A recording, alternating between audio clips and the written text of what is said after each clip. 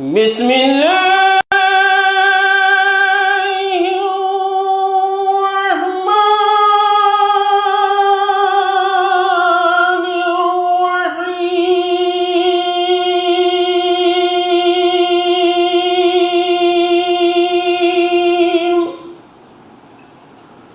خدا کے نام سے شروع کرتا ہوں جو بڑا مہربان نہایت رحم والا ہے۔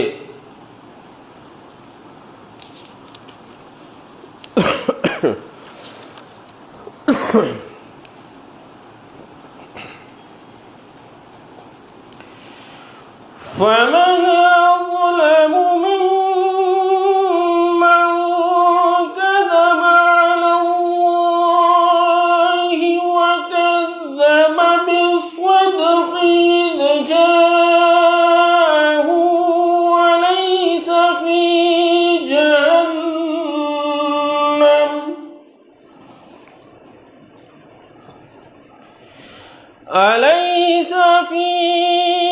جهنم مثوى للكافرين۔ تو اس سے بڑھ کر ظالم کون ہوگا جو خدا پر جھوٹ بہتان باندھے اور جب اس کے پاس سچی بات آئے تو اس کو جھٹلا دے۔ کیا جہنم میں کافروں کا ٹھکانہ نہیں ہے؟ ضرور ہے۔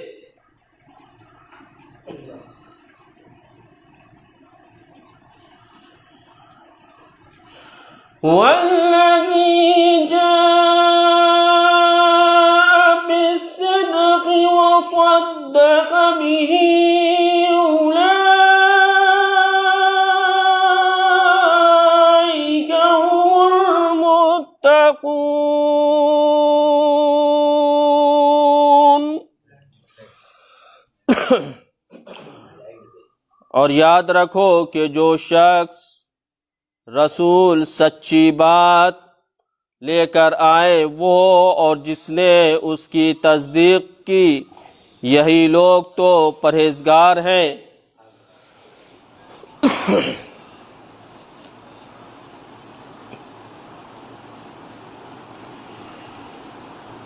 لَهُم مَّا يَشَاءُونَ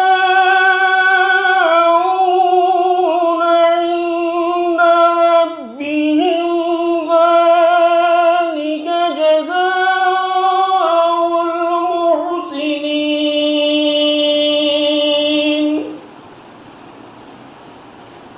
یہ لوگ جو چاہیں گے ان کے لیے ان کے پروردگار کے پاس موجود ہے، یہ نیکی کرنے والوں کی جزائے خیر ہے۔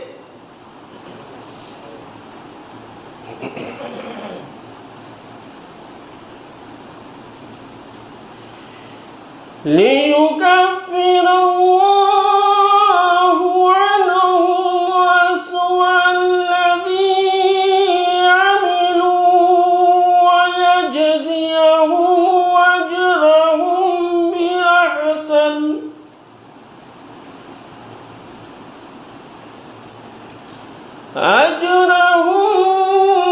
بِأَحْسَنِ الَّذِي كَانُوا يَعْمَلُونَ،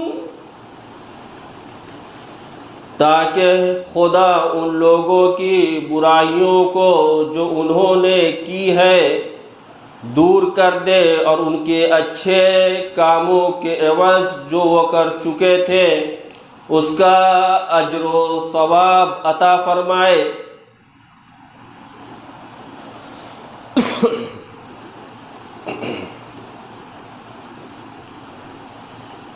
أَلَيْسَ اللَّهُ بِكَافٍ عَبْدَهُ وَيُخَوِّفُونَكَ بِالَّذِينَ مِن دُونِهِ، کیا خدا اپنے بندوں کی مدد کے لیے کافی نہیں ہے، ضرور ہے۔ اور اے رسول تم کو لوگ خدا کے سوا دوسرے معبودوں سے ڈراتے ہیں۔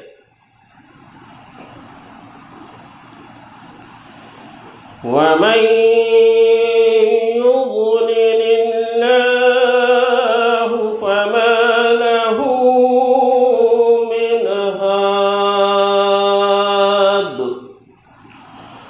اور خدا جسے گمراہی میں چھوڑ دے تو اس کا کوئی راہ پر لانے والا نہیں ہے۔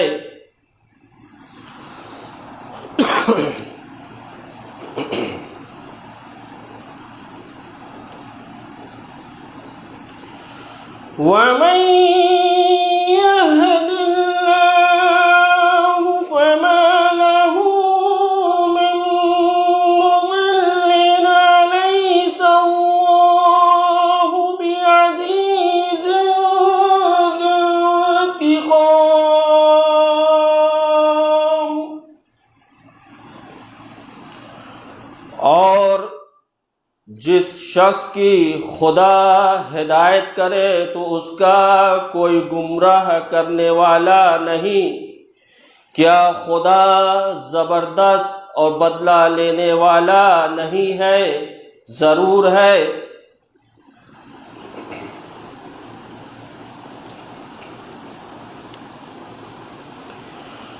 وَلَئِن سَأَلْتَهُم مَّنْ خَلَقَ السَّمَاوَاتِ وَالْأَرْضَ لَيَقُولُنَّ اللَّهُ۔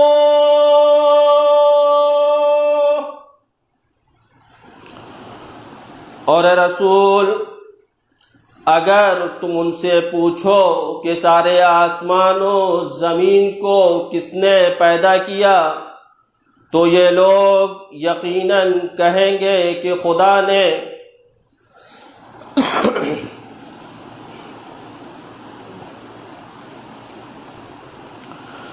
قُلْ أَفَرَأَيْتُم مَّا تُدْعُونَ مِن دُونِ اللَّهِ إِنْ أَرَادَنِيَ اللَّهُ بِضُرٍّ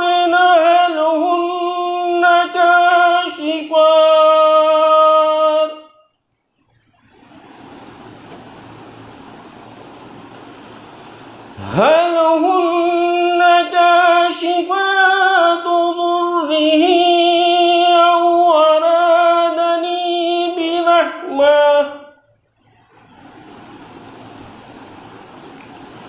أو أرادني برحمة هل هن ممسكات رحمتي۔ تم کہہ دو کہ تو کیا تم نے غور کیا ہے کہ خدا کو چھوڑ کر جن لوگوں کی تم عبادت کرتے ہو اگر خدا مجھے کوئی تکلیف پہنچانی چاہے تو کیا وہ لوگ اس کے نقصان کو مجھ سے دور کر سکتے ہیں؟ یا اگر خدا مجھ پر مہربانی کرنا چاہے تو کیا وہ لوگ اس کی مہربانی کو روک سکتے ہیں؟ قُلْ حَسْبِيَ اللَّهُ عَلَيْهِ يَتَوَكَّلُ الْمُتَوَكِّلُونَ۔ اے رسول تم کہو کہ خدا میرے لیے کافی ہے، اسی پر بھروسہ کرنے والے بھروسہ کرتے ہیں۔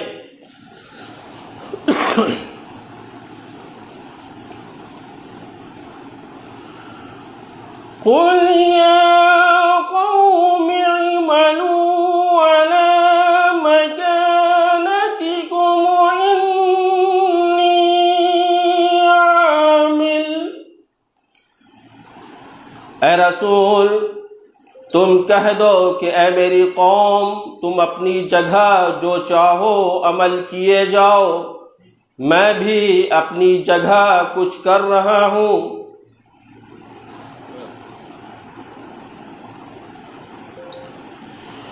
فَسَوْفَ تَعْلَمُونَ مَنْ يَأْتِيهِ عَذَابٌ يُخْزِيهِ وَيَحِلُّ عَلَيْهِ عَذَابٌ مُقِيمٌ۔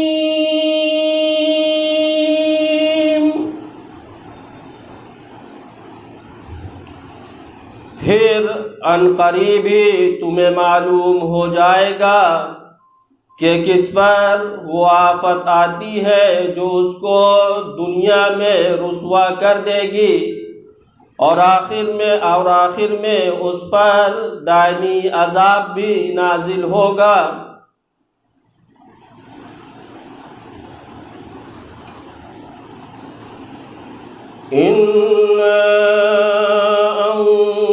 أنزلنا عليك الكتاب للناس بالحق فمن اهتدى فلنفسه۔ اے رسول، ہم نے تمہارے پاس یہ کتاب قرآن سچائی کے ساتھ لوگوں کی ہدایت کے واسطے نازل کی ہے، پس جو راہ پر آیا تو اپنے ہی بھلے کے لیے۔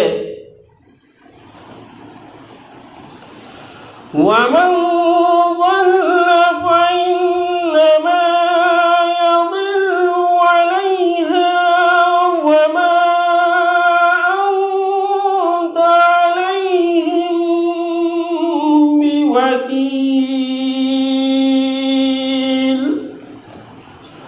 اور جو گمراہ ہوا تو اس کی گمراہی کا وبال بھی اسی پر ہے، اور تم پھر کچھ ان کے ذمہ دار تو ہو نہیں۔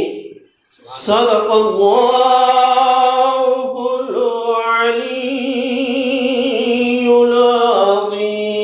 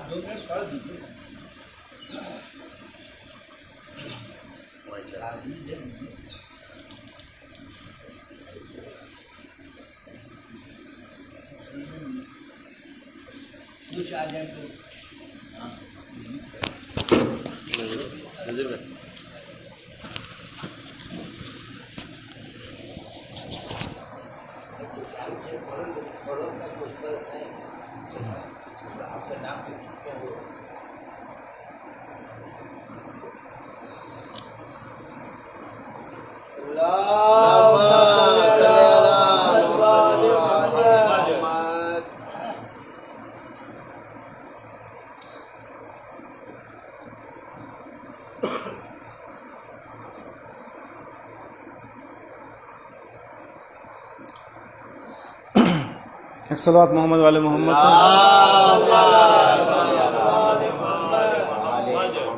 جناب سید سجاد کے حوالے سے ہے۔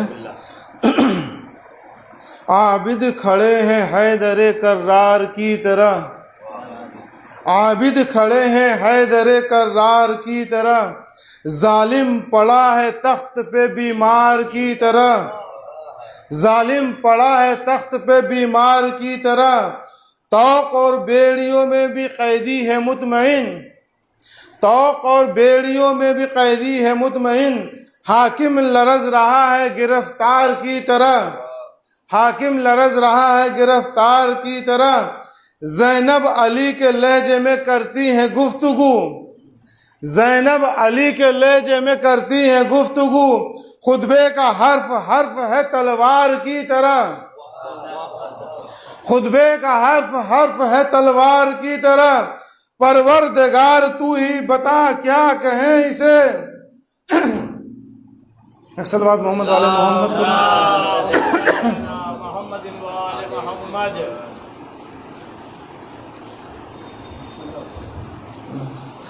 پروردگار تو ہی بتا کیا کہیں اسے، جس کو امام لائے مددگار کی طرح، جس کو امام لائے مددگار کی طرح۔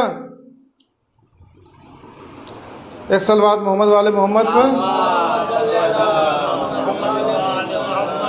دیکھیں، دل بے قرار رہتا ہے ایسا کیے بغیر، دل بے قرار رہتا ہے ایسا کیے بغیر، ملتا نہیں سکون تبرہ کیے بغیر، ملتا نہیں سکون تبرہ کیے بغیر، آدھا ادھورا لگتا ہے مدحت کا یہ سفر، آدھا ادھورا لگتا ہے مدحت کا یہ سفر، غازی کے ساتھ ذکر سکینہ کیے بغیر۔ لاکھوں سلام تیری کریمی پہ یا حسین، لاکھوں سلام تیری کریمی پہ یا حسین، حر کو گلے لگا لیا رسوا کیے بغیر۔ مشق سکینہ بھر کے یہ عباس نے کہا، مشق سکینہ بھر کے یہ عباس نے کہا، لو ہم نے جنگ جیت لی حملہ کیے بغیر، لو ہم نے جنگ جیت لی حملہ کیے بغیر۔ دیکھیے آخری مصرع ہے کہ ہے مسجدوں کو ناز سعید اور زہیر پر، ہے مسجدوں کو ناز سعید اور زہیر پر، سجدوں کو جو بچا گئے سجدہ کیے بغیر، سجدوں کو جو بچا گئے سجدہ کیے بغیر۔ صلوات محمد علی محمد۔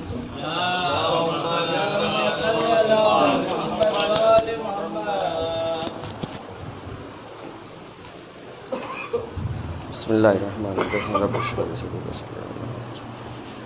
خوشنودی مادر حسن، بلند ترین صلوات پڑھے آپ حضرات۔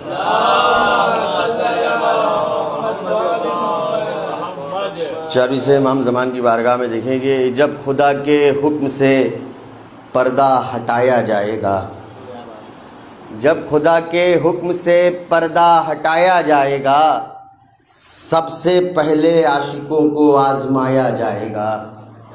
جب خدا کے حکم سے پردہ ہٹایا جائے گا، سب سے پہلے عاشقوں کو آزمایا جائے گا۔ اب کربلا والے تھے جیسے ویسے پروانے بنو، سن رہا ہوں پھر چراغوں کو بجھایا جائے گا۔ کربلا والے تھے جیسے ویسے پروانے بنو، سن رہا ہوں پھر چراغوں کو بجھایا جائے گا۔ اور 4ویں سے اور دیکھ لیں امام کی بارگاہ میں کہ زمانے والوں مجھے انتظار ہے اس کا، زمانے والوں مجھے انتظار ہے اس کا، امیر دہر شہ مشرقین باقی ہے، اور یزیدیت کو جڑوں سے اکھاڑنے کے لیے پس حجاب بھی ایک حسین باقی ہے۔ یزیدیت کو جڑوں سے اکھاڑنے کے لیے پس حجاب ابھی ایک حسین باقی ہے۔ خوشنودی امام زمان، بلند ترین صلوات پڑھیں آپ حضرات۔ ایک مطلب چند شعر اور دیکھ لیں کہ بتاؤں کیسی قرابت میری حسین سے ہے، بتاؤں کیسی قرابت میری حسین سے ہے، یہ منقبت مجھے تازہ ملی حسین سے ہے، یہ منقبت مجھے تازہ ملی حسین سے ہے۔ اور سمجھ میں آتا ہے یہ کربلا کا پس منظر، سمجھ میں آتا ہے یہ کربلا کا پس منظر، علی سے جنگ تھی لیکن لڑی حسین سے ہے، علی سے جنگ تھی لیکن لڑی حسین سے ہے۔ اور ابھی سے حر کو پیمبر سلام کرتے ہیں، ابھی سے حر کو پیمبر سلام کرتے ہیں، بھائی ابھی تو ہوئی دوستی حسین سے ہے، ابھی سے حر کو پیمبر سلام کرتے ہیں، ابھی تو ہوئی دوستی حسین سے ہے۔ اور قضا بھی مارنا چاہے تو مر نہیں سکتے، قضا بھی مارنا چاہے تو مر نہیں سکتے، حبیب تم کو ملی زندگی حسین سے ہے، حبیب تم کو ملی زندگی حسین سے ہے۔ اور میں کیسے چھوڑ دوں ماتم کسی کے کہنے سے، میں کیسے چھوڑ دوں ماتم کسی کے کہنے سے، میرا وظیفہ میری نوکری حسین سے ہے، میرا وظیفہ میری نوکری حسین سے ہے، اور وہ جانتے ہیں جو لاتے ہیں کربلا کا کفن، وہ جانتے ہیں جو لاتے ہیں کربلا کا کفن، حیات آج بھی لپٹی ہوئی حسین سے ہے۔ وہ جانتے ہیں جو لاتے ہیں کربلا کا کفن، حیات آج بھی لپٹی ہوئی حسین سے ہے، اور دل و دماغ پہ چھائی ہے کربلا ایسے، دل و دماغ پہ چھائی ہے کربلا ایسے، نماز میں بھی ملاقات کی حسین سے ہے، دل و دماغ پہ چھائی ہے کربلا ایسے، نماز میں بھی ملاقات کی حسین سے ہے، اے ظالم دورہ نہ چھپ سکو گے کہیں، اے ظالم دورہ نہ چھپ سکو گے کہیں، تمہارا سامنا اب آخری حسین سے ہے، اے ظالم دورہ نہ چھپ سکو گے کہیں، تمہارا سامنا اب آخری حسین سے ہے۔ اور آخری شعر دیکھ لیں گے، تمہارا سامنا اب آخری حسین سے ہے، اور کیا ہے گود میں ماں باپ کی حسین حسین،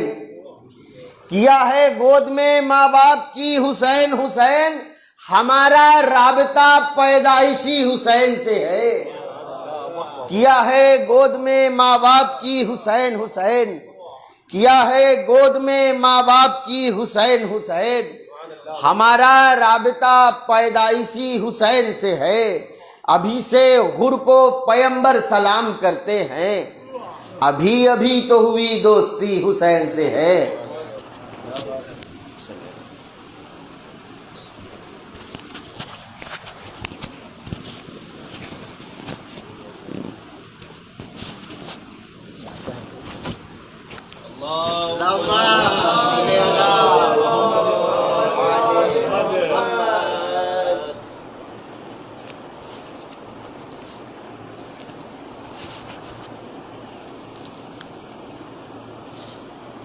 عید مباہلہ میں ایک مصرع ہوا تھا جونپور میں، نبی کے ساتھ نبی کے گھرانے والے، نبی کے دیکھیں گے یہ حق صفات ہیں، حق کے گھرانے والے ہیں، یہ حق صفات ہے، حق کے گھرانے والے ہیں، یہ بات ہم تو سبھی کو بتانے والے ہیں، یہ بات ہم تو سبھی کو یہ عطا کروں، لیکن یہی تو دین خدا کو بچانے والے ہیں، یہی تو صدق وفا کو دکھانے والے ہیں، یہی تو صدق وفا کو دکھانے والے ہیں۔ شعر عطا کر رہا ہوں تو دیکھیں گے کہ ہر ایک موج بلا کو یہ کاٹ دیتے ہیں، ہر ایک موج بلا کو یہ کاٹ دیتے ہیں، یہ ڈوبتی ہوئی کشتی بچانے والے ہیں، یہ ڈوبتی ہوئی کشتی بچانے والے ہیں۔ شعر عطا کروں دیکھیں کہ کوئی بھی روٹھ نہیں سکتا ان کی باتوں سے، یہ نفرتوں کو دلوں سے مٹانے والے ہیں، یہ نفرتوں کو دلوں سے مٹانے والے ہیں، بچھا کے فرش عزا گھر میں اپنے اہل عزا جناب زہرا کو گھر میں بلانے والے ہیں، جناب زہرا کو گھر میں بلانے والے ہیں۔ یہ شعر بھی دیکھیں گے کہ رہے ثبات سے ہٹتے نہیں خدا والے، یہ دی کے واسطے سر کو کٹانے والے ہیں، یہ دی کے واسطے سر کو کٹانے والے ہیں۔ محب حسین کا کہتی ہے ہم کو یہ دنیا، ہمیں تو پرچم غازی اٹھانے والے ہیں، ہمیں تو پرچم غازی اٹھانے والے ہیں۔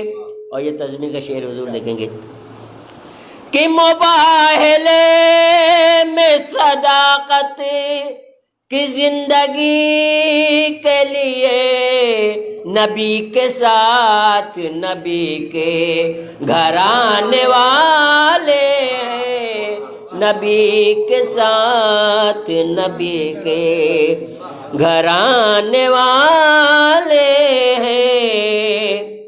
شکست کھا کے یہ نجراں کے حکمران نے کہا یہی تو جیتیں گے ہم ہار جانے والے ہیں، یہی تو جیتیں گے ہم ہار جانے والے ہیں۔ انہی کے نام سے دنیا میں بھیک ملتی ہے، انہی کے نام پہ جیتے زمانے والے ہیں، انہی کے نام پہ جیتے زمانے والے ہیں۔ اور یہ آخری شعر، نفاق و کفر کی آندھی بجھا نہ پائے گی، چراغ ہم تو ہوا میں جلانے والے ہیں، چراغ ہم تو وفا میں جلانے والے ہیں۔ مقصد ہے کبھی نہ چھوڑیں گے تفو سیرین کے دامن کو، ہم ان کے در سے ہی قسمت بنانے والے ہیں، ہم ان کے در سے ہی قسمت بنانے والے ہیں۔ یہ حق صفات ہے حق کے گھر آنے والے ہیں۔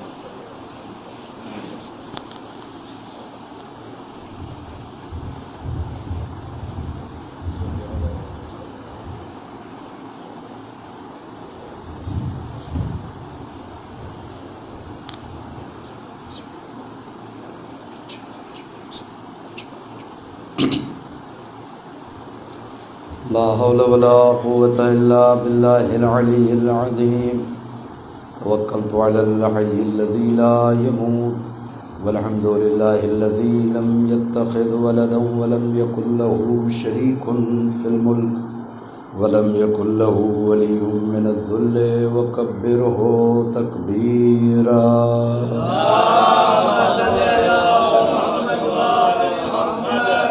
وأعوذ بالله من الشيطان اللعين الرجيم بسم الله الرحمن الرحيم الحمد لله رب العالمين بارئ الخلائق أجمعين باعث الأنبياء والمرسلين الصلاة والسلام والتحية والإكرام على بشير النذير السراج المنير شفيع المذنبين المخاطب بطه وياسين الرسول المسدد والنبي المؤيد والمصطفى الأمجد مولانا وسيدنا أبي القاسم محمد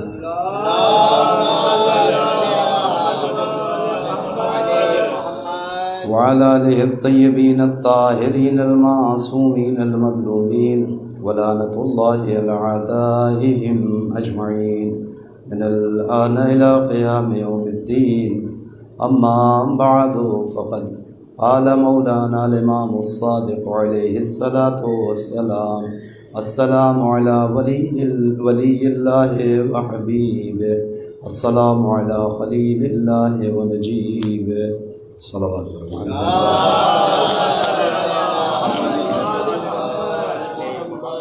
عزیزان گرامی، زیارت اربعین سید الشہداء علیہ السلام کے ان ابتدائی دو کلمات کو عنوان گفتگو بناتے ہوئے کچھ معروضات گزشتہ 4 جلسوں میں، 4 مجلسوں میں، 4 تقریروں میں آپ کے سامنے عرض کیے گئے ہیں، اور اس میں ہم نے کئی رخ سے عزاداری شیعت کی تربیت اور عزاداری سید الشہداء کے ذریعے سے قوم کو کس مقام پر خدا دیکھنا چاہتا ہے، اہل بیت علیہ السلام دیکھنا چاہتے ہیں، صلوات پڑھیں محمد والے۔ یہ ساری گفتگو ہوئی ہے، اور کل یہ بات ہو رہی تھی کہ سیدھا ایک رشتہ ہے کربلا کا ظہور سے اور حسین بن علی سے اور زمانے کے امام کی امامت۔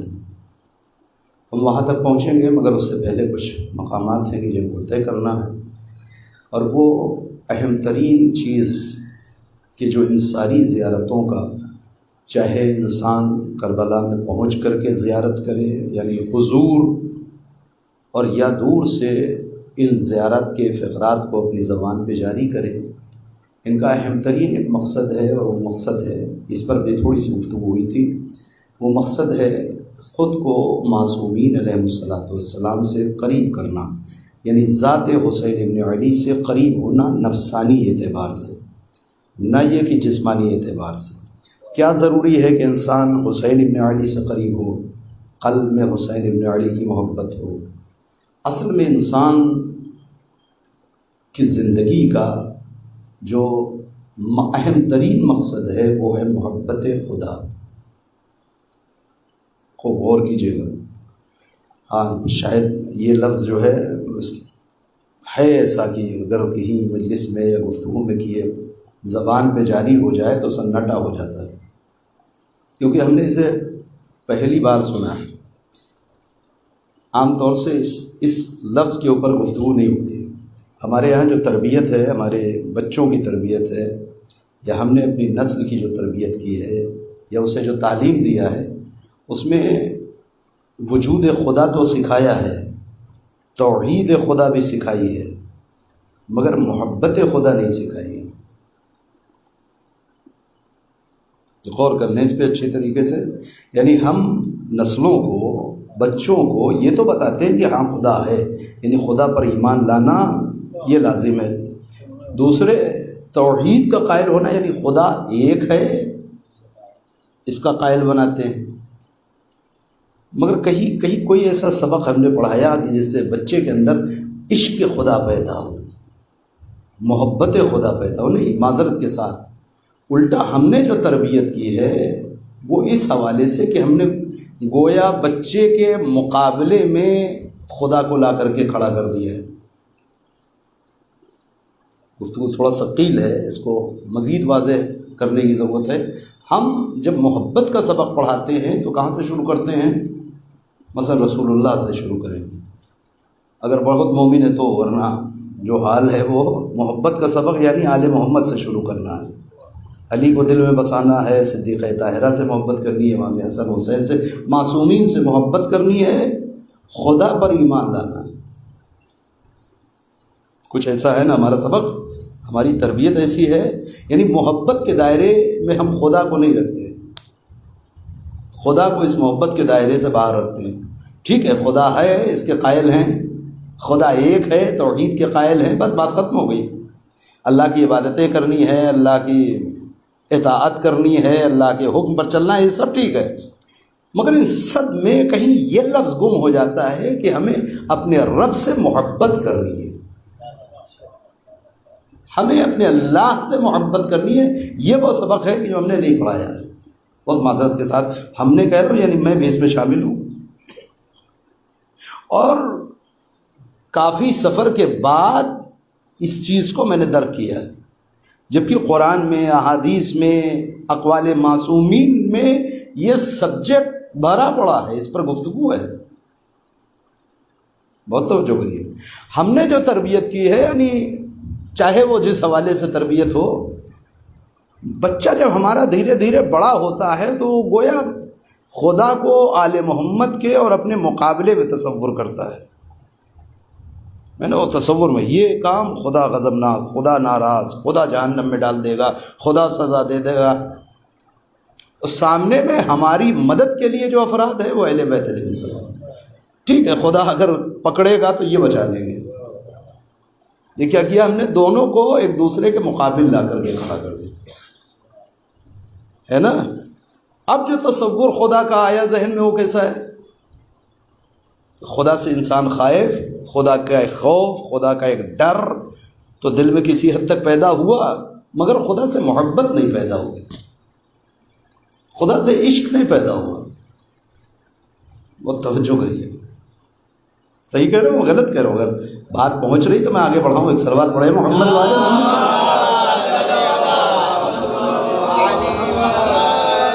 جبکہ اللہ نے اس کوالٹی کو ایمان کی علامت قرار دیا ہے۔ ایسا کیسے ہو سکتا ہے کہ ایک انسان اللہ پر ایمان تو لائے، یعنی مومن ہو، اور اس کا دل محبت خدا سے خالی ہو؟ یہ دونوں چیزیں کیسے جمع ہو سکتی ہیں؟ چنانچہ اس نے جہاں غیر مسلمین کا تذکرہ کیا ہے، مثلا ارشاد ہوتا بسم اللہ الرحمن الرحیم وَمِنَ النَّاسِ مَن يَتَّخِذُ مِن دُونِ اللَّهِ اندادا۔ دیکھو لوگوں میں سے کچھ ایسے ہیں جنہوں نے اللہ کے بجائے دوسروں کو اللہ کا مثل قرار دے دیا ہے، اللہ کا مثل دوسروں کو قرار دے دیا ہے۔ اچھا دے دیا ہے تو اس پر گفتگو نہیں ہے اس آیت میں۔ وَيُحِبُّونَهُمْ كَحُبِّ اللَّهِ۔ مزے کی بات تو یہ ہے کہ یہ لوگ وہ ہیں کہ جنہوں نے اللہ کے جگہ پر دوسروں کو اللہ کا مثل قرار دے دیا، پھر ان لوگوں سے اللہ جیسی محبت بھی کرتے ہیں، یعنی جو محبت اللہ سے ہونی چاہیے یہ محبت بھی ان لوگوں سے کرتے ہیں۔ اور پھر خدا فوراً صاحبان ایمان کا تذکرہ کرتا ہے، وَالَّذِينَ آمَنُوا أَشَدُّ حُبًّا لِلَّهِ۔ ٹھیک ہے یہ لوگ محبت کر رہے ہیں، کریں، مگر جو لوگ صاحب ایمان ہیں وہ خدا سے بڑی شدید محبت کرتے ہیں۔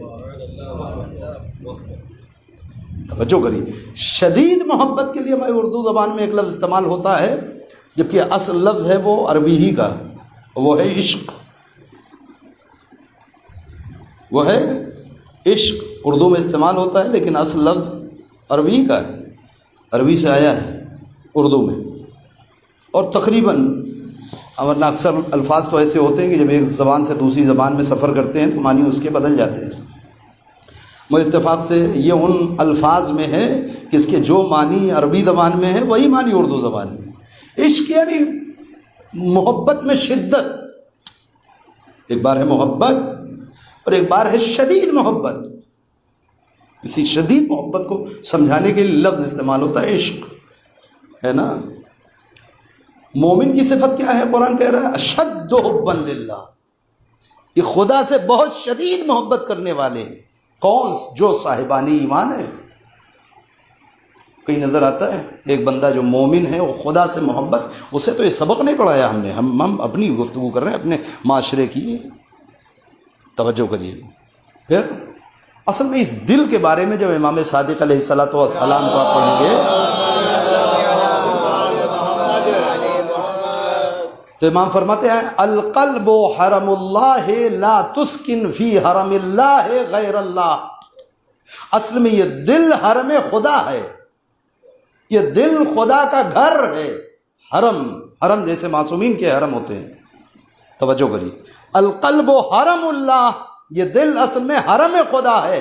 لا تسکن فی حرم اللہ غیر اللہ، خبردار حرم خدا میں کسی غیر خدا کو نہ آباد کرو. یعنی یہ دل اسی لیے ہے کہ اس میں صرف خدا رہے گا بس. ہم نے اللہ کو باہر نکال کے دوسروں کو قبضہ دیا ہوا ہے. اس مکان پہ اللہ کے اس مکان پہ دوسروں کو قبضہ دیا ہوا ہے. امام کہتا ہے لا تسکن فی حرم اللہ غیر اللہ، یہ دل صرف حرم الہی ہے، اس میں خدا کے علاوہ کسی کو جگہ نہ دو. جی بہت سخت منزل سے میں گزر رہا ہوں. قطعا ما سوى اللہ، کسی کو اس دل میں بسانے کی اجازت نہیں ہے. آپ کے ذہن فعال ہو گئے ہوں گے نا، تیزی سے حرکت کر رہے ہوں. یہ کیسی بات کر رہے ہیں جی؟ ابھی واضح کرتے ہیں. بالکل ویسے ہی کہ جیسے آپ کا اگر گھر ہے تو صرف آپ کو رہنے کا حق ہے بس. ایک لفظ آگے بڑھا دوں، یا آپ رہیں گے یا جسے آپ اجازت دیں گے وہ رہے گا، ہے نا. یعنی آپ جس کے رہنے سے راضی نہ ہو، دنیا کی کسی طاقت میں یہ حق نہیں ہے، یہ طاقت نہیں ہے، یہ پاور نہیں ہے اس کے پاس کہ وہ آپ کی مرضی کے خلاف آپ کے مکان میں کسی کو ساکن کر دے. تو یا آپ رہیں گے یا جسے رہنے کی اجازت آپ دیں گے وہ رہے گا. القلب حرم اللہ، اللہ کا حرم انسان کا دل ہے. تو یا خدا رہے گا یا خدا جسے رکھنے کے لیے کہے گا وہ رہیں گے. ایک صلوات پڑھیں محمد وآل محمد کو. اور اس میں ساری محبتیں آ جائیں گی، والدین کی محبت، دوست کی محبت، مومنین کی محبت، اولاد کی محبت، ہے نا. یہ ساری محبتیں ہیں نا کہ جو انسان جن سے دل لگاتا ہے. مگر یہ ساری محبتیں ماں تحت محبت خدا قرار پائے گی. کیوں بھائی سے محبت؟ اس لیے نہیں کہ بھائی ہے، اس لیے کہ خدا چاہتا ہے بھائی بھائی سے محبت کرے. کیوں والدین سے محبت؟ اس لیے نہیں کہ والدین ہیں، اس لیے کیونکہ خدا چاہتا ہے کہ ماں باپ سے محبت کرو. کیوں آل محمد سے محبت؟ اس لیے کہ خدا چاہتا ہے آل محمد سے محبت. یعنی جتنی محبتیں ہوں گی وہ ماں تحت محبت خدا قرار پائیں گی. اور اگر ماں تحت محبت خدا نہیں ہے تو شرک ہے. میں آپ سے سچ کہہ رہا ہوں، شرک ہے. بہت غور کیجیے. پیغمبر اکرم ایک راستے سے گزر رہے تو کچھ اصحاب بھی ساتھ ساتھ پیغمبر کے چل رہے ہیں. ایک مقام سے گزرے تو ایک جوان انسان وہ اپنے کسی کام میں مصروف تھا. تو یہ لوگ جو پیغمبر کے ساتھ ساتھ چل رہے تھے انہوں نے پیغمبر کو متوجہ، یا رسول اللہ دیکھ رہے ہیں اس کی جوانی کہاں دنیا کے پیچھے خرچ کر رہا ہے. مطلب یہ تھا کہ دیکھیے ہم لوگ کام دھندہ چھوڑ کے آپ کے پیچھے پیچھے چل رہے ہیں اور یہ اپنے کام دھندے میں لگے ہوئے ہیں، ہے نا. بہت سے لوگ اسلام اسی کو سمجھتے ہیں. کیا ہے مکان آباد، صبح سے شام تک دکان میں لگے ہیں، بزنس میں لگے ہیں، کاروبار. یہ دیکھیے ہم لوگ تو نماز روزہ کر رہے ہیں. وہ مسجدوں تک دین کو سمجھتے ہیں. ان لوگوں نے بھی پیغمبر کو متوجہ کیا، یا رسول اللہ دیکھیں یہ شخص مسلمان ہے، مرد مومن ہے، یہ دنیا میں مصروف ہے. پیغمبر نے چاہا کہ اس کی معرفت ان لوگوں کو کرا دیں، بجائے آگے بڑھنے کے اس کی طرف مڑ گیا. اچھا وہ اس قدر مستغرق ہے اپنے فعل میں کہ اس نے محسوس بھی نہیں کیا کون لوگ آ کے کھڑے ہو گئے. پیغمبر نے سلام کیا, السلام علیکم.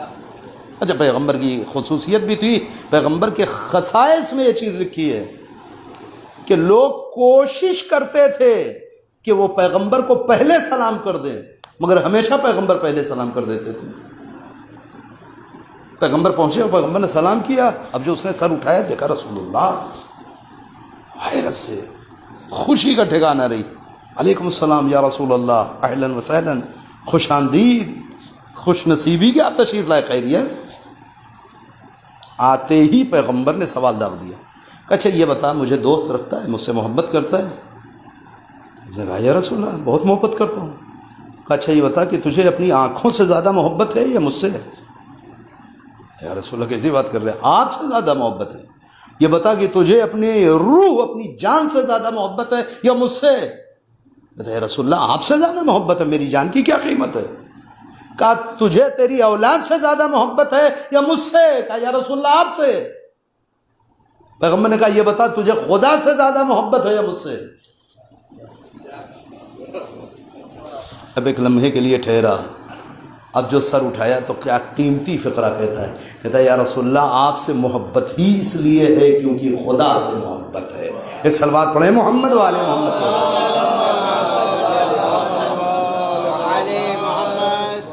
کیوں؟ اس لیے کہ رسول خدا ہے, یہ محبوب خدا ہے, اس لیے اس سے محبت ہے. علی سے کیوں محبت؟ کیونکہ علی محبوب خدا ہیں. حسین ابن علی سے کیوں محبت؟ کیونکہ یہ محبوب خدا ہیں. اسی زیارت اربعین کے یہ جو پہلا ٹکڑا میں پڑھ رہا ہوں, اس میں بار بار یہ فقرہ آ رہا, السلام علی ولی اللہ و حبیب. اگر یہ رشتہ خدا سے منقطع ہو جائے, خدا نخواستہ, تو آپ یقین جانیے کوئی اس قابل نہیں ہوگا کہ جسے دل میں جگہ دے. تو دنیا میں جتنی محبتیں ہیں یا جو محبتیں جائز ہیں وہ سب ماتحت محبت خدا قرار پائیں گی. توجہ کریے, ایک صلوات اور پڑھیں محمد والے محمد. تو یہ انسان ایسا رہ ہی نہیں سکتا اس دنیا میں کہ اس کے دل میں کسی سے محبت نہ ہو یا کسی کے لیے بغض نہ ہو, نفرت نہ ہو, بیزاری نہ ہو. ممکن نہیں ہے. ایسا کوئی قلب آپ تصور نہیں کر سکتے کہ جس میں کچھ لوگ محبوب بن کے رہیں اور کچھ لوگ ماتون بن کر کے رہیں, جس سے انسان کو تنفر ہو, نفرت پیدا ہو جائے. یہ ہر انسان کے دل میں ہوتا ہے, یہ انسان کی فطرت میں شامل ہے. مومن ہو, غیر مومن ہو, مسلمان ہو, غیر مسلمان ہو, اچھا ہو, برا ہو, دل محبت اور بغض سے خالی نہیں ہوتا. یہ انسانی فطرت ہے. توجہ کریے, انسان کو اپنے قلب کو چیک کرنا چاہیے کہ اس کے دل میں کس چیز کی محبت ہے کہ جو پروان چڑھ رہی ہے. عشق خدا ہے, بہت غور کیجیے گا, عشق خدا ہے یا کسی ایسی چیز کی محبت ہے کہ جو انسان کو اللہ سے قریب کرنے کے بجائے اللہ سے آہستہ آہستہ دور کر رہی ہے. ان میں سے ایک خاص چیز ہے جس کا نام ہے دنیا, جس کے لیے پھر اسی لفظ کو امیر المومنین نے استعمال کیا, راس و کل خطیہ حب الدنیا.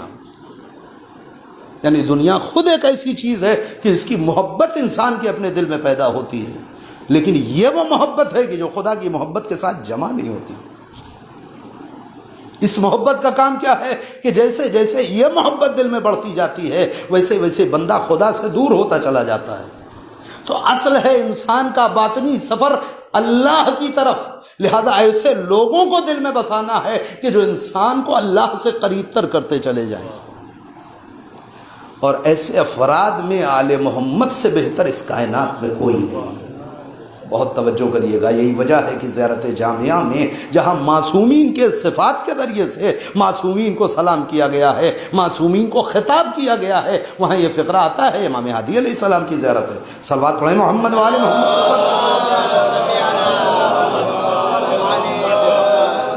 من احبک, یا اہل بیت, اہل بیت رسول آپ کون ہیں؟ من احبکم فقد احب اللہ. جس نے آپ سے محبت کی گویا اس نے اللہ سے محبت کی ہے. جو آپ کا محبوب ہے خدا, وہ خدا کا محبوب ہے گویا. توجہ کریے گا, اصل میں آل محمد کائنات میں کسی کو اپنے تک لانے کے لیے نہیں آئے. حسین ابن علی لوگوں کو اپنی طرف نہیں بلاتے, علی ابن ابی طالب لوگوں کو اپنی طرف نہیں بلاتے ہیں. رسول اللہ لوگوں کو امت کو اپنے تک نہیں بلاتے ہیں. اب اگر انسان انہی کی ذات پہ آ کے ٹھہر گیا تو اس نے نہ رسول اللہ کے پیغام کو سمجھا ہے، نہ دین کے پیغام کو سمجھا ہے، نہ اسلام کے پیغام کو پہنچا ہے. ان تک آؤ تاکہ ان کے ساتھ خدا تک کا سفر کرو.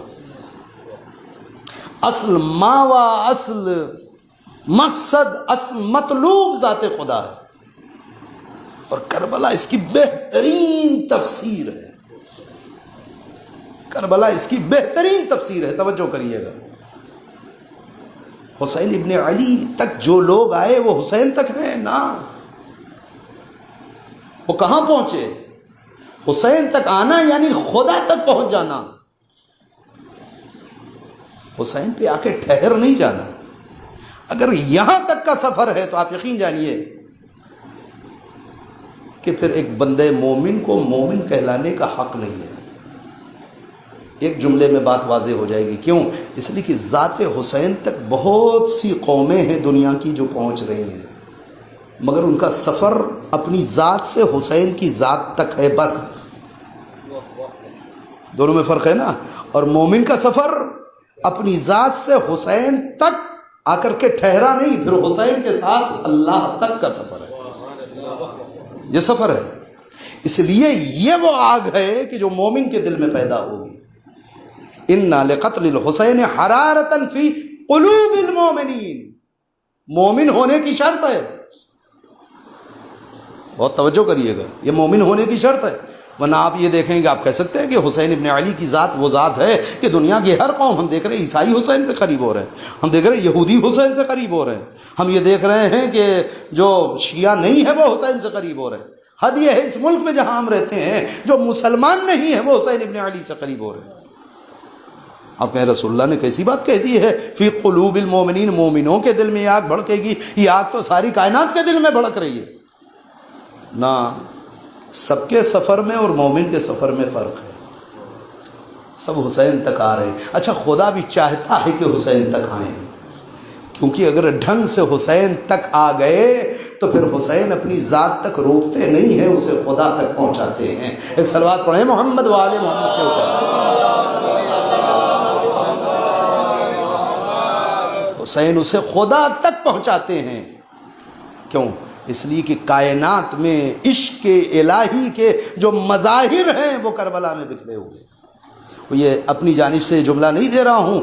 اس سرزمین کو اور اس سرزمین پر آنے والے حسین ابن علی اور ان کے اصحاب کو امیر المومنین نے اپنے زمانے میں یہ لفظ دیا.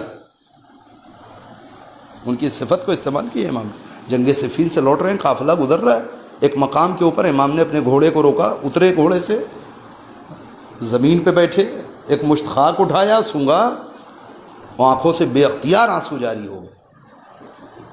کچھ لوگ جو اصحاب ساتھ میں ہیں وہ گھبرا گئے. یا امیر المومنین خیریت؟ اتنا تو سمجھ میں آ گیا کوئی خاص بات ہے. کون سی زمین ہے یہ کہ اس پر اس احترام سے آپ اترے ہیں گھوڑے سے اور اس کی خاک کو اٹھا کر کے آپ نے سونگھا ہے اور اب رو رہے ہیں؟ توجہ کریے گا. کون زمین ہے یہ؟ کیونکہ ابھی بیابان ہے، ابھی صحرا ہے، ابھی یہاں کوئی آثار ایسے نہیں ہے، لوگ نہیں پہچانتے. یہ راستے میں ایک سرزمین ہے. امام کہتے ہیں ھذا مسار عشاق الشہداء یا عشاق اللہ. عشق سے عاشق، عاشق کی جمع عشاق. ھذا مسار عشاق اللہ. نہیں کہتے کہ یہ سرزمین نینوا ہے، نہیں کہتے سرزمین کربلا ہے. کون سی زمین ہے یہ؟ عاشقان خدا کے گھوڑوں سے گرنے کی زمین ہے. مسارے یعنی گھوڑے سے گرنے کی جگہ. جب مقتل میں سپاہی گھوڑے سے اپنے گرتا ہے زخمی ہو کر کے، وہ اس کی زمین ہے. امام کہہ رہے ہیں یہ وہ زمین ہے جہاں اللہ کے عاشق اپنے گھوڑوں سے گریں گے.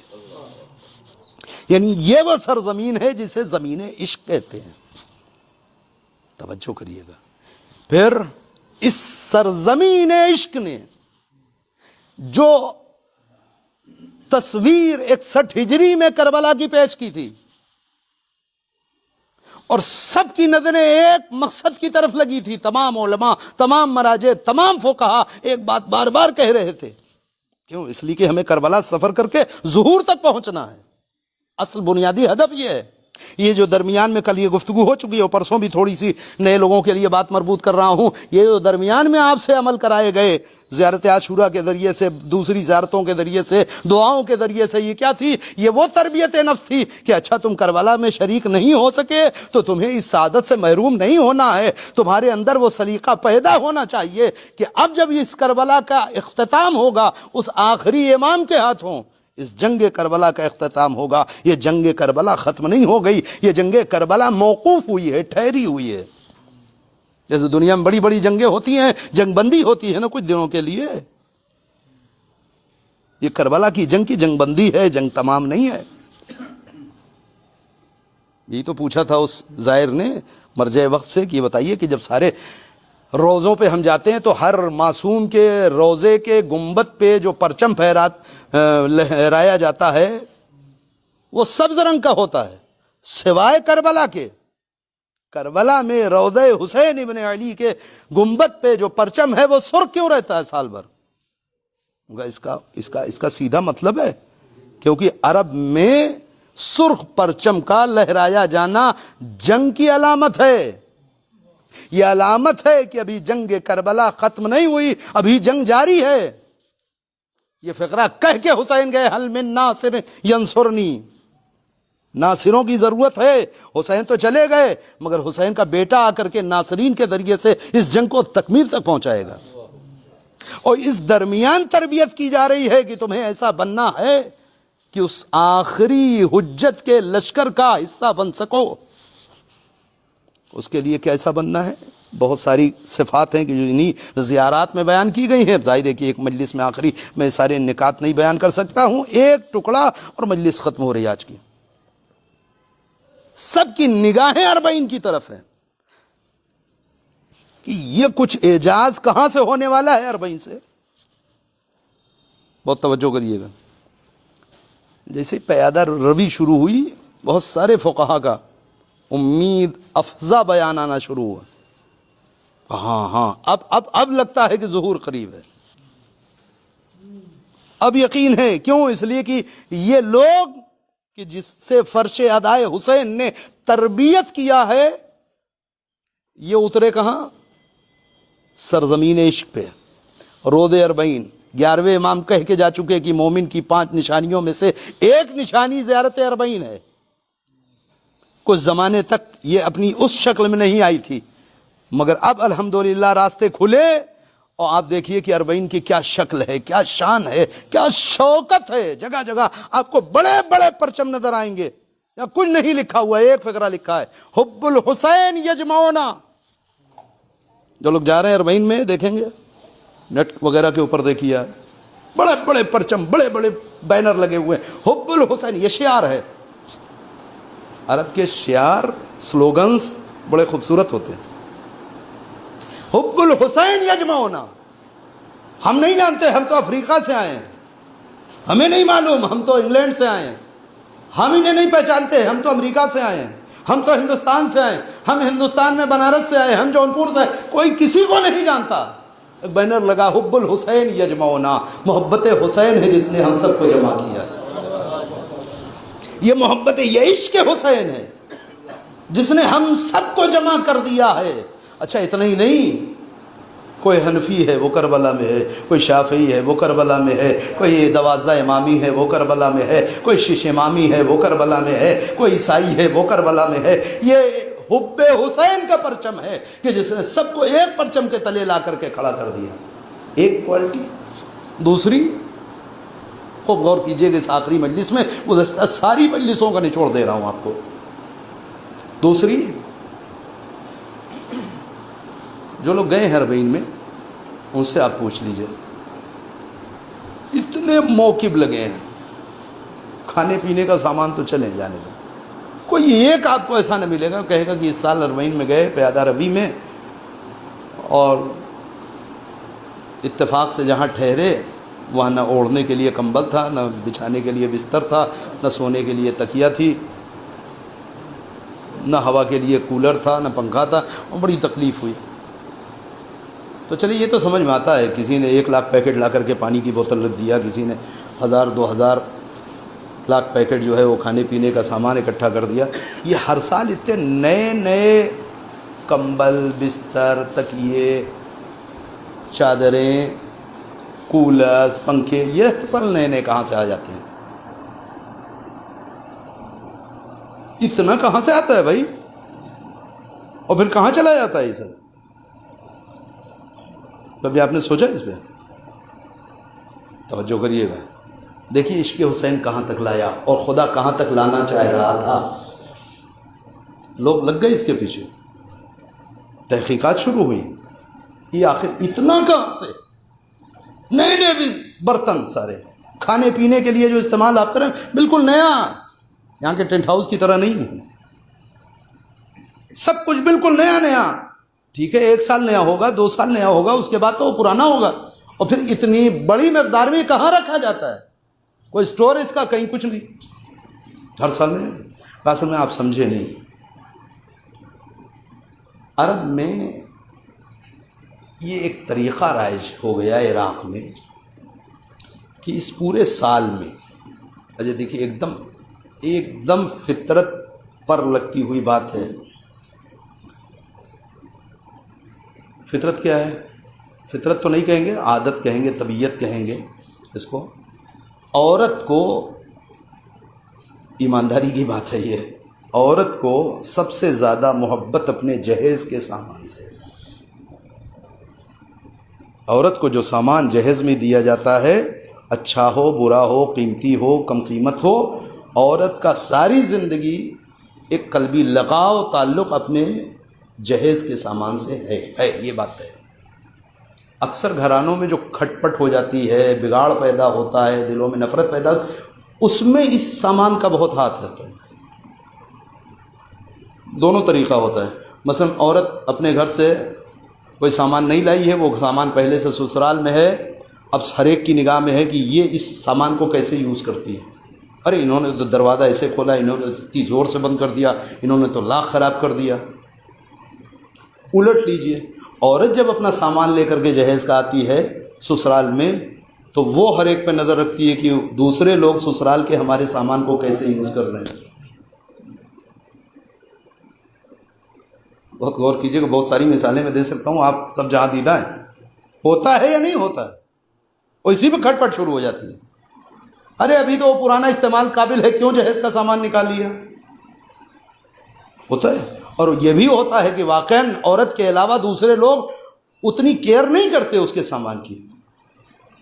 جو عورت لائی ہے وہ اس کا زیادہ دھیان رکھتی ہے. اس کا بھی بہترین علاج اسلام نے بتایا تھا. اسی لیے اسلام نے کہا تھا کہ پہلے مہر دو، اور ان سے کہا تھا کہ مہر لے کے اسی سے سامان جہیز دو، تاکہ اب جب جہیز کا سامان گھر میں آئے گا تو یہ اس کی کیئر کریں گی یہ سوچ کے کہ ہمارے مال سے آیا ہے، اور ادھر عورت خیال رکھے گی کہ ہمارے جہیز کا ہے، جھگڑا ہی نہیں ہوگا. تو عورت کا ایک تعلق ہے اس کے سامان سے. عرب میں، عراق میں سال بھر جتنی شادیاں ہوتی ہیں اور جو جہیزیہ ملتا ہے، جہیز کا سامان مثلاً، وہ اس پورے سال استعمال نہیں ہوتا جب تک کہ عراق میں 40 نہ آ جائے. اور 40 حسینی میں وہ سارا سامان پہلے موقعوں پہ پہنچایا جاتا ہے کہ سب سے پہلے زائر حسین اسے استعمال کرے. بات سمجھ رہے ہیں؟ محرم کے بعد سے لے کر کے، یعنی عزائے حسین ابن علی کے ایام کے بعد سے لے کر کے 40 تک جتنے لوگوں کی بھی شادیاں ہوں گی، وہ کوئی سامان استعمال نہیں کیا جائے گا جب تک کہ 40 میں ایک بار زائر حسین اسے استعمال نہ کرے. یہ جذبہ دنیا میں کوئی طاقت دے سکتی ہے سوائے عشق حسین کے، سوائے محبت حسین کے. بہت غور کیجیے گا، یہ محبت حسین ہے کہ جہاں اپنے نفس پر دوسروں کو فوقیت دینا، یہ کربلا ہے، یہ پیغام کربلا ہے. یعنی اس 40 نے لوگوں کو اس جگہ تک پہنچا دیا کہ جہاں لوگ ہم نہیں کھائیں گے، آپ کھا لیجئے. اب سمجھ رہے ہیں سب اس میں کروڑپتی لوگ ہیں جو بانٹ رہے ہیں کھلا رہے ہیں, سب ارب پتی ہیں بے شک. ایسے ایسے لوگ ہیں کہ ان کے پاس زائرین حسین کا خرچ کرنے کے لیے کچھ نہیں ہے. دیکھیے جا کر کے آپ کچھ نہیں کھلا سکتے, شربت تک پلانے کا پیسہ نہیں, وہ ٹیشو پیپر لیے راستے میں کھڑا ہے.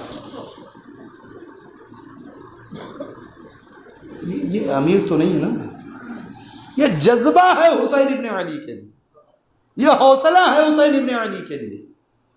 اب اس جملے کو پڑھیں, حب الحسین یجمعنا, یہ محبت حسین ہے جس نے ہم سب کو جمع اکٹھا کر دیا ہے. اور قوم جب تک بکھری رہے گی اس ہدف تک قطعاً نہیں پہنچ سکتی. اسی اجتماع مومنین پر ظہور موقوف ہے. توجہ کریے گا. لہذا آگے جوادی کا بھی کئی سال پہلے کا بیان, جب یہ پیادہ روی شروع ہوئی تھی, جب یہ 1 کروڑ و 50 لاکھ و 80 لاکھ کے قریب پہنچی تھی, پہلا دوسرا سال تھا, تب یہ حسین ابن علی کے اس آخری فرزند کی فوج کے سپاہی کہاں سے نکلیں گے؟ اسی اربعین حسینی سے, اسی اربعین حسینی سے, جہاں ایک بندہ اتنا خالص ہو جائے کہ اسے اپنی فکر کے بجائے ایک دوسرے مومن کی فکر پیدا ہو جائے. یہ وہ کوالٹی پیدا ہو گئی کہ اب یہ امام کے لشکر کا حصہ بن سکتا ہے, اب یہ امام کے لشکر کا حصہ بن سکتا ہے. بہت توجہ کریے. ایک شخص کہتا ہے کہ میں سفر کر رہا تھا اپنے بچوں کے ساتھ, اربعین میں پیادہ روی کر رہا تھا, مشی. میں نے محسوس کیا کہ کوئی ایک آدمی اور ہے جو میرے ساتھ ساتھ چل رہا ہے. سبھی چل رہے ہیں, لاکھوں لوگ چل رہے ہیں, لیکن ہوتا ہے نا آدمی کچھ دیر میں محسوس کرتا ہے جیسے کوئی مجھے فالو کر رہا ہے, خاص میرے ساتھ چل رہا ہے. حتیٰ کہ جب ہم رک جاتے ہیں تو وہ رک جاتا ہے, جب ہم کہیں بیٹھ جاتے ہیں تھک کر کے تو وہ کھڑا رہتا ہے, پھر جب ہم چلنے لگتے ہیں تو پھر وہ چلتا ہے. کہتے ہیں 1-2 منزلوں کے بعد ہم نے کہا کوئی تو بات, کچھ تو بات ہے, اسے پکڑنا چاہیے. اچھا آدمی خوف زدہ ہو جاتا ہے نا, کیا بات ہے بھائی, راستہ کھلا ہے, آپ کیوں نہیں آگے بڑھے, ہم رک گئے, آپ کیوں رک گئے؟ کہتے بالآخر ہم نے اس کو گرفت میں لیا, اس سے پوچھا بھائی کیا کر رہے ہیں, خیریت؟ میں دیکھ رہا ہوں بہت دور سے کہ آپ ہم لوگوں کو وہ یا فالو کر رہے ہیں, پیچھا کر رہے ہیں. کہہ رہے نہ پیچھا نہیں کر رہا ہوں, یہاں تک صرف حسین پہنچا سکتے ہیں. کہتے پیچھا نہیں کر رہا ہوں. کہا نہیں آپ چل رہے ہیں, کئی منزلوں سے آپ ہمارے ساتھ ہیں, کیوں ہے بھائی, خیریت, ہم رکیں آپ جائیں؟ کہا نہیں کوئی غلط نہ سمجھے, میرے پاس کچھ نہیں ہے, کسی ظاہر حسین کی خدمت کے لیے کوئی چیز نہیں, سب کچھ نہ کچھ کر رہے ہیں. تو میں نے یہ سوچا میں آپ کے پیچھے اس لیے چل رہا ہوں جہاں تھک کے آپ لوگ بیٹھتے ہیں میں وہاں اتنا قریب کھڑا ہوتا ہوں کہ میرا سایہ آپ پر پڑتا رہے, اتنی دیر آپ کو کم سے کم دھوپ سے بچا دوں. سوچ سکتے ہیں فرش اذان نے انسان کو کہاں پہنچایا ہے اخلاقی اعتبار سے. یہ کہ اچانک لوگ ایسے پیدا ہو گئے نا, اس میں 14 صدیوں کی مجالس حسین اور ذکر حسین اور فرش ادائے حسین کا اثر ہے کہ جو اب دکھنا شروع ہو رہا ہے. وہ یہ اکٹھا ہو رہے ہیں, جاؤ جاؤ جاؤ. عاشور کے لیے نہیں معصومین نے کہا کہ عاشور کرنے کربلا میں جاؤ, نہیں, کیونکہ 2 کلچر پیدا کرنے تھے. عاشور ہر آدمی اپنے وطن میں کرے تاکہ دنیا کے کونے کونے میں ذکر حسین کا چراغ روشن ہو. سب جاؤ, اگر سب پھر کربلا آ گئے تو آج دنیا میں ہر حصے پہ زمین کے کربلا کا ذکر نہ ہو رہا ہوتا. لہذا اس کلچر کو پہلے ڈیولپ کیا گیا, عاشور وطن, عاشور وطن. آپ دیکھیں اس میں ایک ایسا اثر پیدا ہو گیا کہ ہر بے وطن سال بھر اگر وطن بھولا بھی رہے, ادھر فلک پہ ماہ محرم نمودار ہوا, ادھر وطن کی یاد میں بے قرار. 2 محرم, 4 محرم, 5ویں, 6ٹھی سے چھٹی مل جائے, 7ویں ہی سے پہنچ جائیں, کچھ اس کا ایسا رشتہ ہے کہ وطن آ جائے عاشور میں. یہی جو وطن میں ہے, اربعین آتے ہی دل کہتا ہے کربلا پہنچے. کیوں؟ یہ تربیت ہے معصومین کی, نفس اس منزل پہ آ چکا ہے.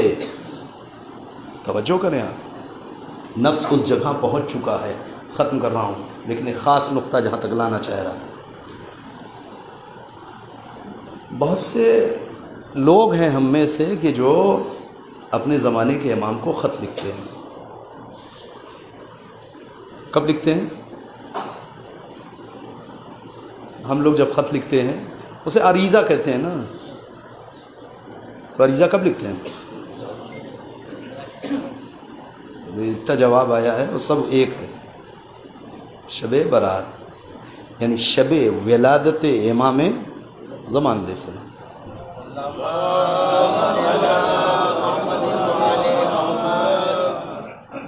یہ کس نے بتایا؟ کوئی کسی عالم نے بتایا، کسی روایت نے بتایا، کسی حدیث نے بتایا، کسی جھوٹی سے جھوٹی کسی کتاب میں کہیں لکھا ہے کہ شب براءت امام کو عریضہ لکھو؟ پوری ذمہ داری سے کہہ رہا ہوں، خالی رسم ہے، صرف رسم ہے، بس کہیں نہیں۔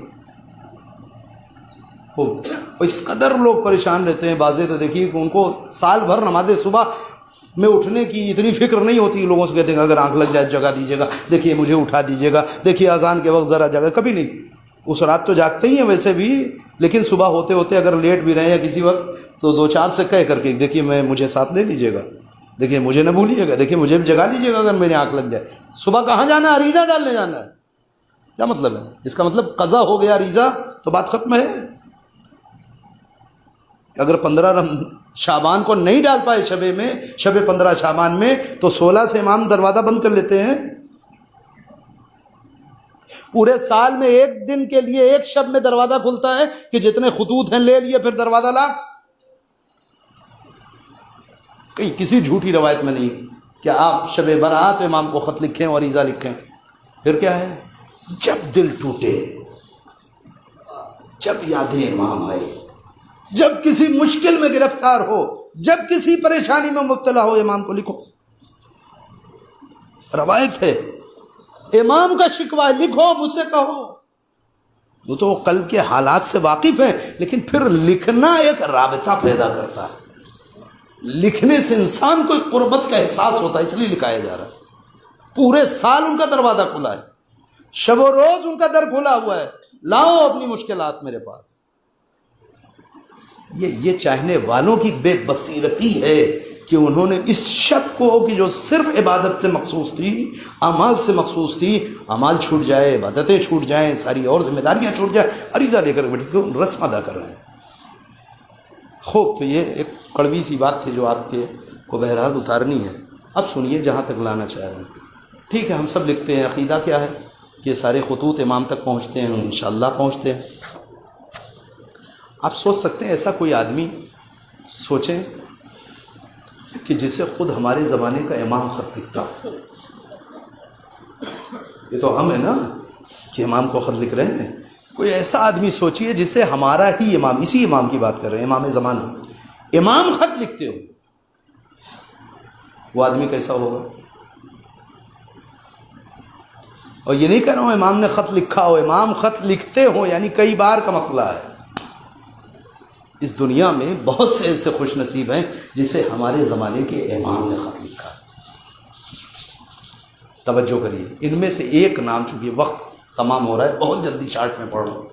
ایک نام ہے شیخ مفید کا۔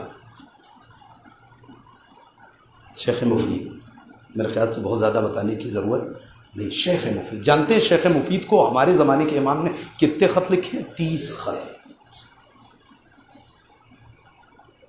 امام زمانہ نے شیخ مفید کو 30 خط لکھے ہیں، امام شیخ مفید کی زندگی بھر میں۔ 30 خط کوئی مذاق نہیں ہے، امام نے جو لکھے ہیں۔ بعض خط تو شیخ مفید کے خط کے جواب میں آئے ہیں، جسے توقیع کہا گیا۔ اب یہ چونکہ آن لائن بھی جاری تو ایک سے ایک عقل مند بیٹھے رہتے ہیں نا، وہ لفظ پکڑنے کے لیے، حالانکہ بات میری واضح ہے، ان کے لیے وضاحت کر رہا ہوں۔ امام کی طرف سے جو خطوط آتے ہیں اس میں سے اکثر کو توقیع کہتے ہیں، توقیع مبارک۔ توقیع اور خط میں کیا فرق ہے؟ ایک چھوٹا سا فرق سمجھ لیجئے۔ وہ فرق یہ ہے کہ جب کسی کاغذ پہ کوئی انسان درخواست لکھتا ہے تو آپ نے دیکھا ہے کہ وہ کہیں لے جاتا ہے سفارش کرانے، ہے نا، کسی عالم کے پاس کہ میں نے فلاں جگہ کے لیے ایک درخواست لکھی، آپ ذرا سفارش کر دیے، تو سفارش الگ کاغذ پہ نہیں کرتا، جہاں آپ کی تحریر ختم ہو رہی ہے اسی کے نیچے 2-4 جملے لکھ دیتا ہے۔ یہ بھی کیا ہے؟ یہ بھی اس آدمی کے لیے خط ہی ہے، مگر یہ توقیع ہے، جو کسی کی عبارت کے نیچے تائید میں لکھی جائے اسے کہتے ہیں توقیع. ٹھیک ہے بات سمجھ میں آ گئی؟ یا دوسری مثال لے لیں، کسی نے کوئی مسئلہ آپ سے پوچھا کہ ایسا ایسا ایسا ایسا معاملہ ہے شرعی، آپ بتائیں کہ شریعت کا اس میں کیا جواب ہے، کیا نظریہ ہے. تو اب وہ مرجع الگ سے کسی کاغذ پہ آپ کو جواب نہیں لکھے گا، وہ اسی کاغذ کے نیچے 2 لائن 4 لائن 8 لائن میں تحریر کرے گا. یہ کیا ہے؟ یہ بھی تو اسی کی تحریر ہے، اس کی فکر ہے نا، یہ بھی توقیع ہے. تو امام زمانہ کی طرف سے جو خطوط آئے ہیں اس میں اکثر توقیع ہے، یعنی شیخ مفید اور ان کے علاوہ اکثر نے جو خطوط بھیجے ہیں امام تک پہنچے ہیں غیبت صغرا کے زمانے میں بہت ساری توقیعات ہیں. نوابین کو لوگ لا کر کے دے دیتے تھے، وہ امام تک پہنچاتے تھے، امام اسی تحریر کے نیچے اس کا جواب لکھ دیا کرتے تھے، پھر نائب کے ذریعے سے لوگوں تک پہنچ جاتے تھے. مگر یہ توقیع اور خطوط ملا کر کے شیخ مفید کو امام زمانہ نے 30 خط لکھے. ایک خط کا ایک جملہ سن لیے مجلس ختم ہو گئی. ایسا لگتا ہے کہ اس سے پہلے شیخ مفید نے کوئی شکوہ کیا ہے، کوئی سوال پوچھا ہے، مثلا وہی کہ مولا کب آئیے گا، اتنا دن ہو گیا انتظار کرتے، کتنی طولانی غیبت ہوگی، کب ظہور ہوگا، کچھ ایسا پوچھا ہے. سوال اس میں ہے نہیں کتاب میں، اس خط میں، لیکن لگتا ہے جواب سے. امام لکھ رہے ہیں پہلے تو تحیت و آداب جو سلام و دعا ہے. اچھا مذاق نہیں، جو خطوط لکھے امام زمانہ نے شیخ مفید کو پڑھے. اخی توجہ کریے، امام معصوم کسی کو خود خط لکھے اور اسے کہے میرے بھائی. اخی شیخ مفید میرے بھائی سنو، لو انا اشیاءنا وفقہم اللہ علی طاعتہ، یہ بریکٹ میں جملہ ہے، دعائیہ فقرہ. جیسے کوئی بزرگ کسی بچے کا نام لکھتا ہے تو آگے لگا دیتا ہے سلمہ. لو انا اشیاءنا وفقہم اللہ علی طاعتہ، اگر ایسا ہو جائے کہ ہمارے شیعہ، کیا شیعہ، کون شیعہ، کہ وفقہم اللہ علی طاعتہ، کہ خدا ان کو اطاعت کی توفیق دے. ٹھیک ہے، یہ جملہ کیا کریں؟ الا اجتماع من القلوب فی الوفاء بالعہد علیہم لما تاخر عنہم الیمن بلقائنا. اگر ایسا ہو جاتا کہ ان کے دل ایک دوسرے کے لیے دھڑکنے لگتے، یہ قلبی اعتبار سے ایک ہو جاتے، ان کے دل ایک ہو جاتے، لما تاخر عنہم الیمن بلقائنا، تو ہماری ملاقات میں اتنی تاخیر نہ ہوتی. اٹھا کے پڑھ لیں، سرچ کر لیں ان کتابوں کو جن میں شیخ مفید کے خطوط لکھے ہیں، امام زمانہ کی طرف سے آنے والے خطوط لکھے ہیں. کیا مطلب اس کا؟ امام منتظر ہے کہ پہلے شیعہ ایک تو ہو جائے. یہ ان کی انجمن ہے، وہ ان کی انجمن ہے، ایک شہر میں شیعہ ایک نہیں. یہ ان کا اشرا ہے، وہ ان کا اشرا ہے، یہ ان کی مجلس ہے، وہ ان کی مجلس ہے. حسین کی مجلس ابھی کہاں ہو رہی ہے؟ ابھی حسین کا ذکر کہاں ہے؟ ابھی تو ان کا تبرک ہے، ان کا تبرک ہے. اس پراگندگی کے ساتھ ظہور نہیں ہوتا. اس بکھراؤ کے وقت میں اللہ امام کو نہیں بھیجتا. جب لوگ ایک فکر، ایک خیال، ایک مقصد، ایک راستے پہ ایک دوسرے کے لیے دھڑکنا دل شروع ہو جائے لوگوں کا، اب وہ زمانہ ہے کہ جب اللہ اپنی حجت کو اس میں شامل کرتا ہے. ہاں ٹھیک ہے، جاؤ میرے بندے، اب یہ قوم تیار ہے. اس کا تھوڑے وقفے کے لیے صحیح، زمین کے ایک مخصوص حصے پہ صحیح، لیکن 40 میں کربلا میں یہ منظر دکھنے لگتا ہے. سمجھ رہے بات؟ کیا رشتہ ہے اس کا 40 کا ظہور سے؟ ہاں اس کلچر کو کربلا سے اٹھانا ہے، پھر گاؤں گاؤں بستی بستی اسے پہنچانا ہے. اسے مخصوص نہیں رکھنا ہے 10 دن کے لیے کہ 10 دن کے بعد پھر سب اپنے اپنے میں ہو گئے. نہ، یہ ابھی شروعات ہے. دھیرے دھیرے دھیرے دھیرے دھیرے دھیرے یہ اپنے علاقوں میں آئے، اپنی بستیوں میں آئے، جہاں مومنین ہے وہاں کہ مومنین ایک ساتھ ہو جائیں، یونائٹ ہو جائیں، اکٹھا ہو جائیں، متحد ہو جائیں. البتہ یہ لفظ شاید ٹھیک نہیں ہے، متحد کہتے ہیں جب فکر نہ مل رہی ہو، خیال نہ مل رہا ہو، مگر کسی سیاسی مجبوری میں ایک ساتھ قدم اٹھانا، اس کو کہتے ہیں اتحاد۔ اتحاد نہیں چاہتے امام چاہتے ہیں دل ایک ہو جائے، بس خط لما تاخرانہم الیمن بلقائنا، ہماری ملاقات میں اتنی تاخیر نہیں ہوتی۔ یہ جو غیبت بڑھتی جا رہی ہے، غیبت طول کھینچ رہی ہے، کیوں؟ اس لیے کہ شیعہ بھی تیار نہیں۔ وہ امام تو تیار ہے، مجلس ختم ہو گیا، وہ امام تیار ہے، اور ایسے تیار ہے کہ یہ روایت میں نے خود دیکھی کہ امام سفر کرتے ہیں۔ امام ایک جگہ قید تو نہیں ہے نا، کئی مخصوص جگہ پہ اللہ نے بٹھا تو نہیں رکھا۔ امام تو کبھی مدینے میں ہے، مکے میں ہے، کربلا میں ہے، نجف میں ہے، ہندوستان میں، خدا جانے کہاں سفر کرتے ہیں۔ ایک ٹیم ہے امام کے ساتھ جو سفر کرتی ہے، کچھ سامان ہے جو امام کے ساتھ سفر کرتے ہیں۔ یہ ایک چیز طے ہے، وہ یہ ہے کہ جب امام کہیں قیام کرتے ہیں اور امام کا خیمہ لگایا جاتا ہے تو ایک جگہ پہ امام کی مسند لگتی ہے۔ جہاں امام کی مسند ہوتی ہے، خیمے کے اندر اسی مقام پر امام کی نگاہوں کے سامنے ایک کرتا مستلزل ٹنگا رہتا ہے۔ ایک کرتا ہے جو لا کے ٹانگ دیا جاتا ہے، یعنی یہ کرتا ہمیشہ امام کی نگاہوں کے سامنے ہوتا ہے۔ اس کرتے کو پہچانتے ہیں آپ؟ کس کا کرتا ہے؟ میں آپ کو دکھاؤں۔ یہ کرتا جگہ جگہ سے زخموں کی وجہ سے پارا پارا ہے، پورا کرتا لہو میں ڈوبا ہے۔ اور قریب لے آؤں آپ کو، یہ وہ کرتا ہے جسے ایک 18 برس کی ماں نے اپنے 57 برس کے بچے کے لیے اپنے ہاتھوں سے سلا تھا۔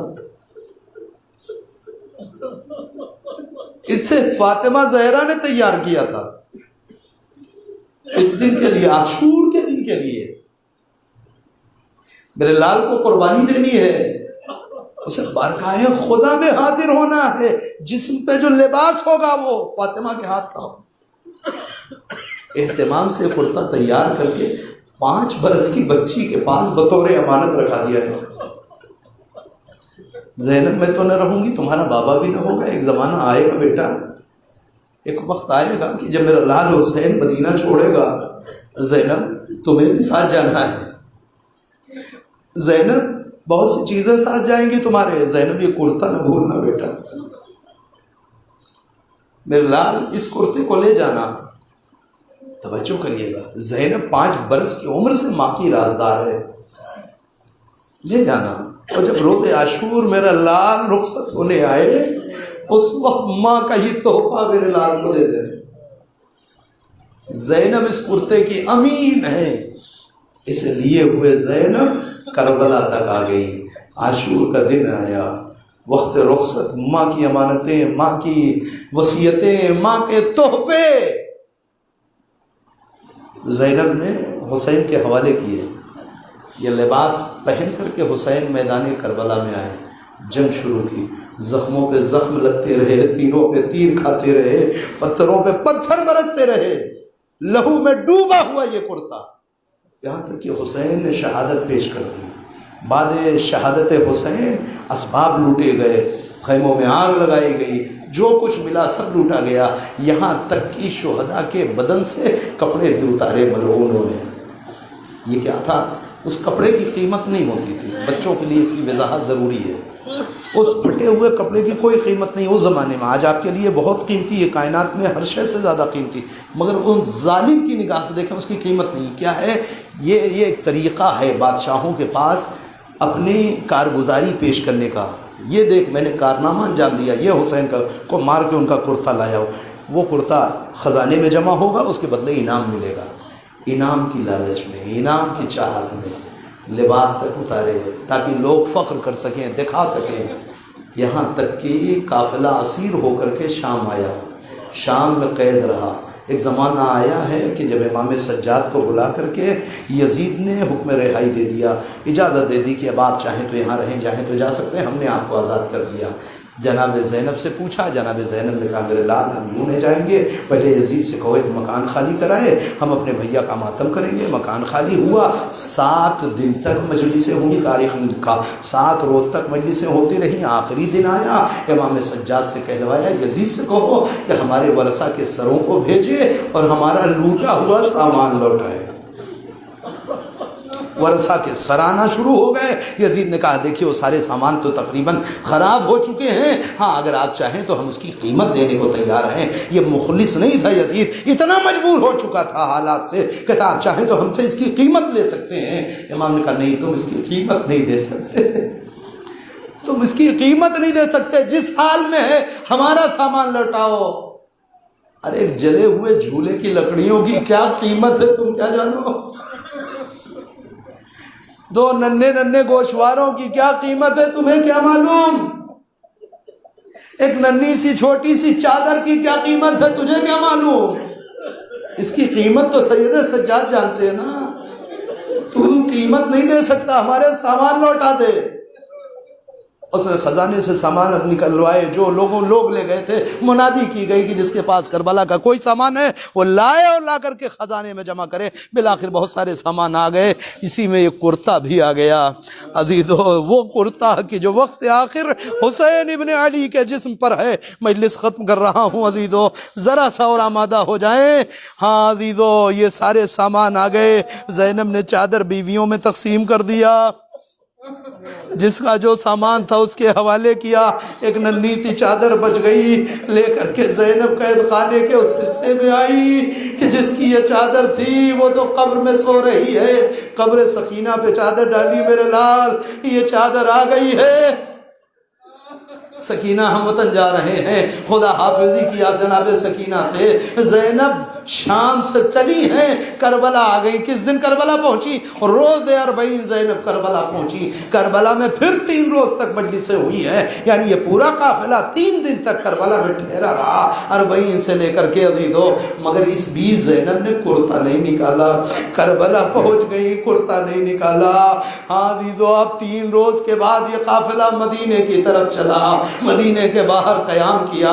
लोग जूक दर जूक बाहर मिलने आ रहे हैं। ज़ैनब ने सारे मसाइब पढ़े मगर कुर्ता नहीं निकाला।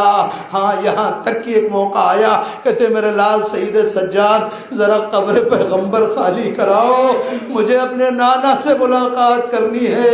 ए अजीज़ो कब्र पैगंबर से लोगों को हटाया गया, नबी ज़ादी कब्र पैगंबर पे आ रही है। हाँ अब ज़ैनब ने कब्र पैगंबर पे कदम रखा, मजमा नहीं है, अब नाना है और नवासी है। अब ज़ैनब जो अभी तक बोलती आ रही थी, ये तारीख का जुमला है कि शाम में ज़ैनब बोल रही है, कूफे में ज़ैनब बोल रही है, दरबार में ज़ैनब बोल रही है। मगर न जाने क्या हुआ, जब ज़ैनब वापस पलटी है तो जैसे जैसे मदीना आ रहा है वैसे वैसे ज़ैनब खामोश होती जा रही है।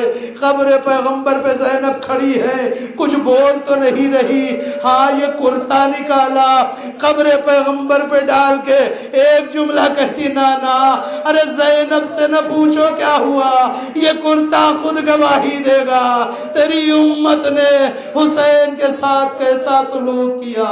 ए नाना मेरे भैया को भूखा और प्यासा। अला लानतुल्लाहि अलल कौमिज़ ज़ालिमीन। रब्बना तक़ब्बल मिन्ना इन्नका अंतस समीउल अलीम। बारला हमारे सबक कबूल फरमा, हमारे गुनाह कबीरा और सगीरा बख्श दे। अल्लाह उस वक्त दुनिया से लौटा दे ताकि तेरी रहमत की ज़ात से आती खुशनुमा हो जाए। परवरदिगार जो अफ़राद मरीज़ हैं उन सबको शिफ़ाए कामिल और आजिल इनायत फरमा, जो मक़रूज़ हैं उनके क़र्ज़ की अदायगी का असबाब फराहम फरमा, जो ज़ियारत के मुश्ताक़ हैं उनको जो ज़ियारत से मुशर्रफ़ फरमा। हम सब को मौला ज़माने के इमाम के ज़रूर मुतअज्जिल फरमा, हमसे और जो हम सब शुरू करें।